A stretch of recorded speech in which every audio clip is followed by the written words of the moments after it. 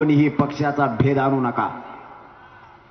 पक्षावाल्यांचा ऐकून आपल्या लेकराच्या अन्नात माती घालू नका. आयुष्याचं कल्याण तुमच्या लेकराचं होणार आहे. पिढ्याना पार मराठ्यांचं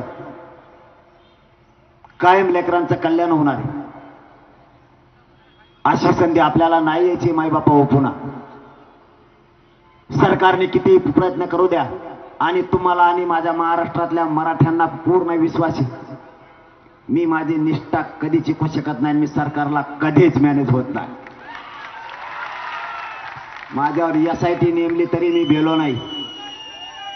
गोळ्या घातल्या तरी भेलो नाहीत. आता माझ्यावर हल्लाही करू शकते तरीही मी भेट नाही. तुम्ही काळजी करू नका, मी हटत नाही. फक्त माझी तुमच्याकडून अपेक्षा तेवढीच आहे की तुमच्या लेकरासाठी या महाराष्ट्रातल्या करोडो मराठ्यांच्या लेकरासाठी एकजूट फुटू देऊ नका. एवढंच मागणं आहे माझं तुमच्याकडे, बाकी काय नाही. यांनी कितीही एकत्र आले, सरकारने यांना एकत्र आणले.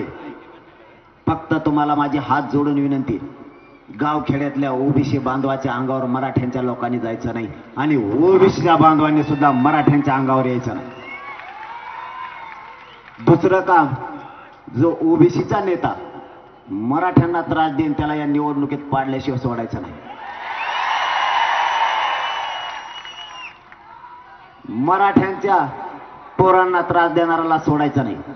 आयला यांना किती बघा ना, यांची किती कला आहे. यांचं एक पडत यांना इतक्या वेदना झाल्या. आमचे करोडो लेकरं आज वेदना सहन करतात, ते नाही दिसत सरकारला. आमच्या 400-450 आत्महत्या झाल्या तरी आम्हाला आरक्षण द्यायना.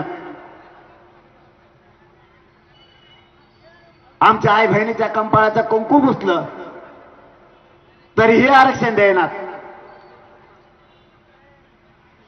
मराठ्यांनी एकजुटीनं मतदान केलं तर मराठ्याला जातीवादी म्हणायला लागली.